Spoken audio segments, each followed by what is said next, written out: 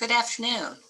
If you missed one of our sessions that we've had the last week on some of topics of discussion of clear cooperation, full notice of exception, and the coming soon notice of exception, and some of the other RMLS rules, I thought I would do this recording to make it available so people could join in on those sessions. We're going to start with the clear cooperation policy. In November of 2019, the NAR Board of Directors approved the following policy.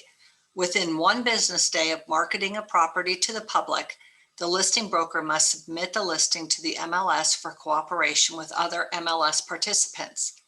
Public marketing includes, but is not limited to, flyers displayed in windows, yard signs, digital marketing on public-facing websites, brokerage websites, displays, including IDX and VOW, digital communication, marketing, email blasts, multi-brokerage listing sharing networks, such as Facebook, and applications available to the general public. What this means is that NAR feels that the MLS is a value that realtors bring to the marketplace, to their agents, and the MLS should not be fractured in our marketplace.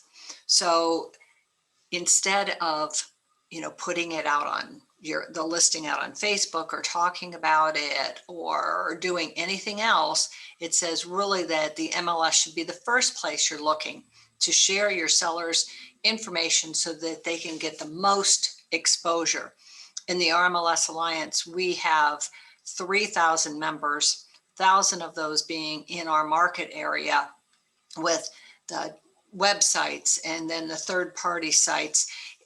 They really do get the best, the properties get the best exposure if they are put into the MLS. And the MLS then gives your sellers that complete eyes on, instead of just being limited to the select people that a listing agent might pick to share the listing detail with. So clear cooperation policy, it says if you take a listing today, which is Friday, and you put a sign in the yard, then the listing needs to be in the MLS on Monday. So one business day. If you take it on Monday, then it would be on Tuesday on Wednesday. But that doesn't mean that it shouldn't go in right away, because getting the most exposure for that property, and especially in the market today, is certainly going to be advantageous to your sellers. The one thing that you do need to remember, though, if you do take the listing today, it is an active listing. And that doesn't mean that it just sits over the weekend for you to be able to show and collect names from the sign and those kind of things. If other realtors, contact you and want to see the property, if they want to show the property, you do need to cooperate. That's what the MLS is about. Whether or not the property is in there, being a member of the MLS, being a participant or a subscriber says that you are going to cooperate.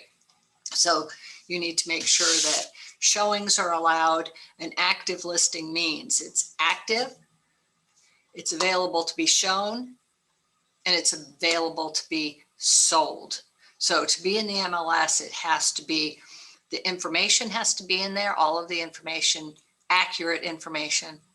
It needs to be able to be shown, and it needs to be able to be sold. We do know that tenant occupied properties and sometimes family occupied properties do have limitations on showings, but to not be able to be shown at all and to force a buyer into a sight unseen type purchase agreement is not what the MLS is there for. So now we've got clear cooperation, and we know that we're going to, if we market the property, we have 2 business days to get it into the MLS. If you do market the property, then you have that 1 business day. Now we're going to talk about the full notice of exception to your listing contract, which is an office exclusive. So these would be used probably in a very limited manner for privacy or security for your sellers. And that means that this listing is going to be taken by the listing agent, and the seller is directing them only to share that information with their firm. That means that there's no public marketing. It doesn't syndicate out in the MLS. And it is only available to be shown or sold by someone that is in the listing brokerage's firm. So you take the listing today on Friday, full notice of exception. It needs to be into the MLS within 2 business days. There's no marketing, so clear cooperation does not pertain. So it needs to be in by Tuesday. It goes in under the status of full notice of exception. And that means that it will limit that to only that firm's realtors being able to see that information and to be able to schedule showings. Days on the market do begin to calculate because it is being marketed, though it's being marketed to a select few. So a seller does need to sign the full notice of exception, which explains that this full notice of exception is limiting the exposure of their property.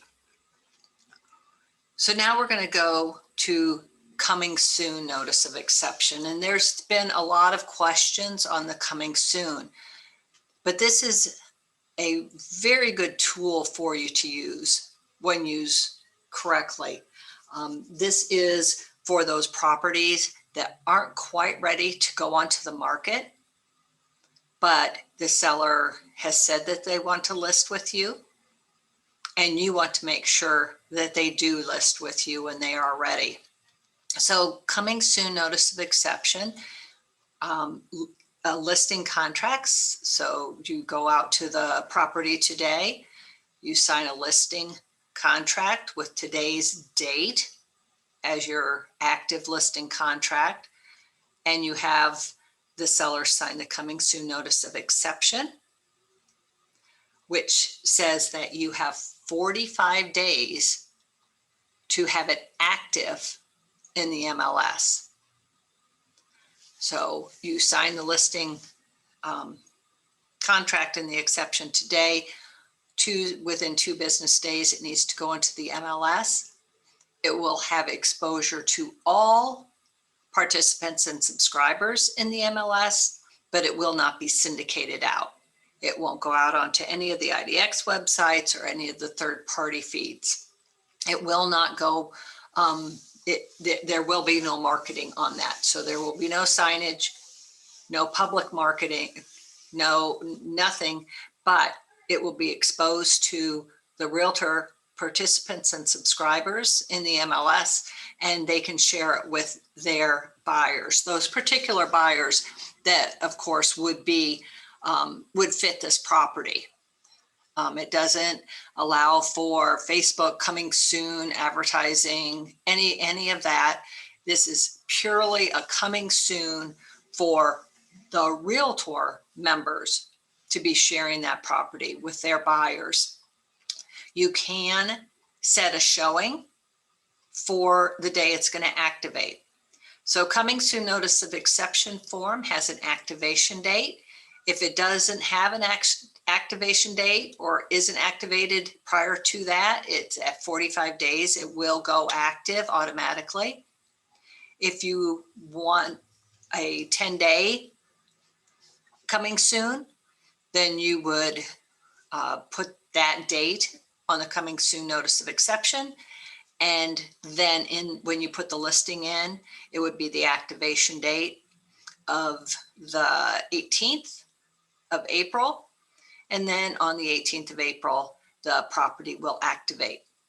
When you put in a coming soon, you need to have as much of the information as possible because you certainly want to attract those buyers and have agents look at it. But the required fields aren't always going to be completely filled in. Just make sure that those are filled in prior to the activation date. Days on the market do not begin to calculate until the listing goes active. And that's something that's very attractive to sellers.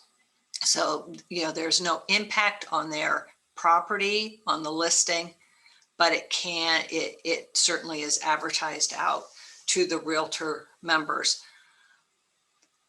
One example of this is I did have one of our realtor members after the first session last week call, and she had been working with 3 sellers, and they had had not signed listing contracts yet. Buyers had contacted them directly, and so she did not have a listing contract. So the sellers could then just deal with the buyers directly without her involvement. So you want to make sure you're protecting yourself, but the one thing with protecting yourself, you're certainly not hurting your seller. This is a win-win, and this is one of the great values that you bring to the sellers and to the buyers. So we've had some questions on rules and enforcement of the rules.